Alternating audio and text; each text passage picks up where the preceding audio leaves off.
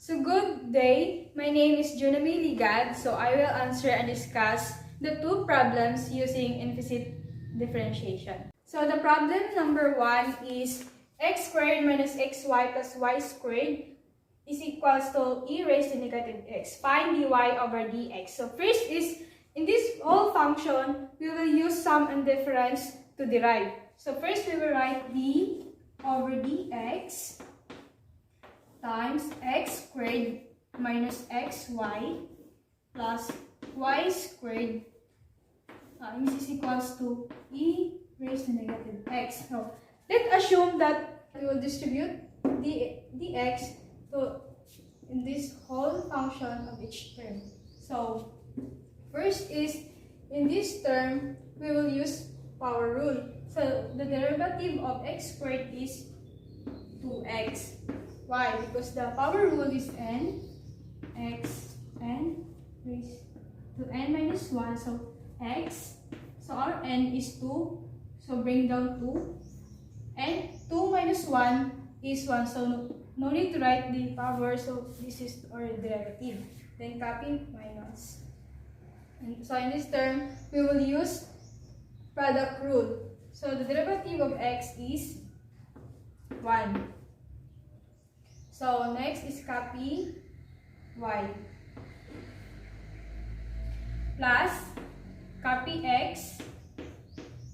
So the derivative of y is 1. So every time we derive y, we should always put or write dy over dx. So dy over dx. Next is copy the positive plus. Then in this term, we will use power rule. So the derivative of y squared is 2y. So next is we will write also the dy over dx because there is a y variable. Then next in this term, we will use chain rule. So the derivative of the e raised to negative x is negative e raised to x. So next is this negative sign, we will distribute it in this term. So copy 2x. Negative times positive is negative. 1 times y is y. The negative times positive is negative. Then x times 1 is x. Then copy dy over dx. Next, copy this term plus 2y dy over dx is equals to negative e raised to negative x. So next is transpose those terms that there is no dy over dx in the other side.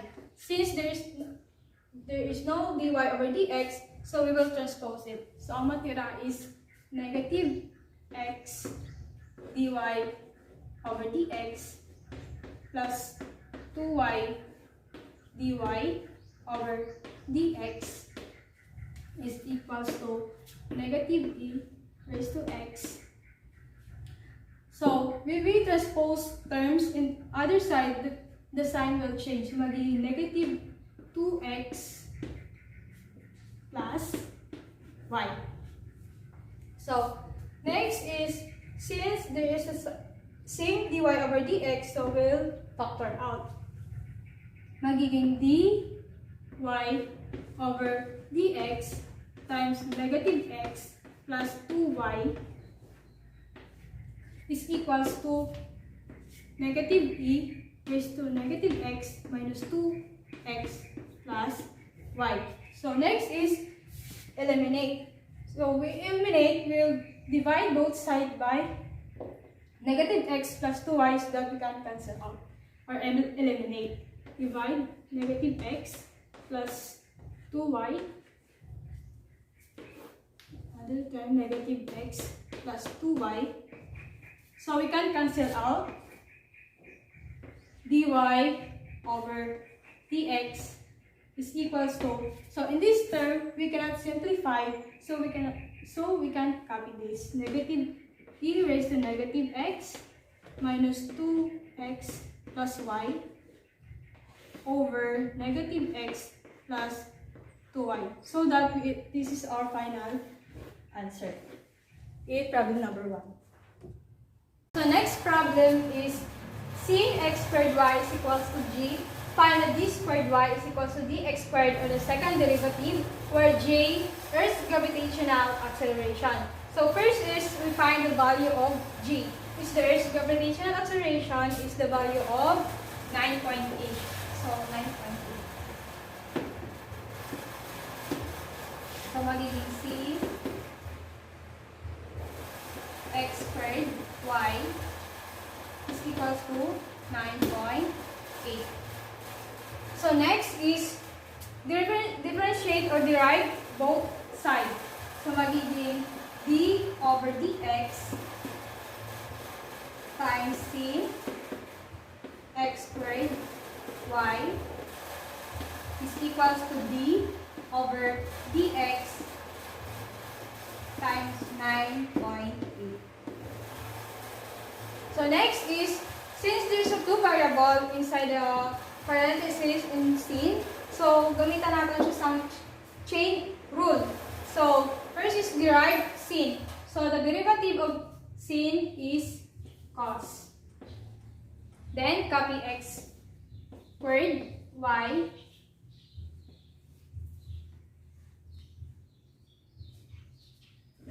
then this two variable is multiplied by derivative. So magiging d over dx times x squared y is equals to, since the derivative of 9.8 is constant, so 0. Because the constant is 0. So next is derived using product rule. So copy cos times x squared y. So I need to use bracket. So the derivative of x is 2x. Then copy y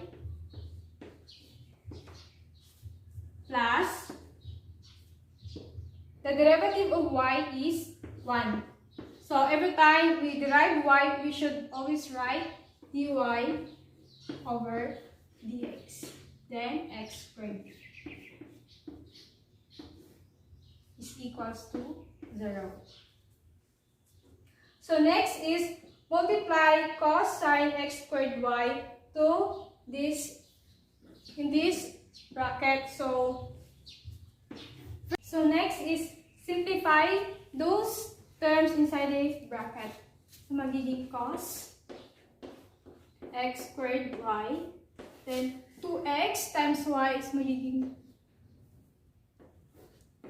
2xy plus 1 times x squared is x squared dy over dx is equals to 0. So next is derived using product rule. So this cos sine x squared y multiplied in this first term and second term. So first is multiply this in first term. So the proper right is first variable or coefficient. So magiging 2xy cos x squared y plus cosine times by second term x squared cos times x squared y dy over dx is equals to 0. So next is transpose. Transpose those terms that there is no dy over dx, which is this sign. So transpose in the other side. So ang mabilin is x squared cos x squared y dy over dx is equals to, so since i-transpose natin siya, magiging negative ang sign. Negative 2xy cos times x squared y. So next is eliminate. So we need to divide both sides by x squared cos times x squared y, so we can cancel out. So magiging x squared cos times x squared y dy over dx is equals to negative 2xy cos x squared y, divide both sides by x squared cos x squared y, then divide x squared cos x squared y. So we can cancel out. So ang natira is dy over dx. So next is we can cancel out this because it is a one term. So we can cancel this. Cancel x and x squared. So ang natira is negative 2y over x. Since this is our first derivative, so we need to proceed in second derivative. So we write dy over dx is equal to negative 2y over x. So in this, we will use quotient rule. So let us assume that this is our u and this is our v. So the quotient rule is v prime times u minus u prime times v over v squared divided by v squared. So our v is x. Then the derivative of our y is negative 2. Since we derived y, we will write dy over d squared. Since may value ang dy over d squared, so we will write negative 2y over x minus our derivative of our v is 1. Then copy negative 2y over x squared. Next is simplify. So cancel out, so mabili negative 2 times negative 2y is positive 4y. Then negative 2y times 1 is negative 2y times negative is positive 2y over x squared. So next is add 4y plus 2y. So magiging 6y over x squared. So d squared y over dx squared. So this is our final answer. D squared y over dx squared is 6y over x squared.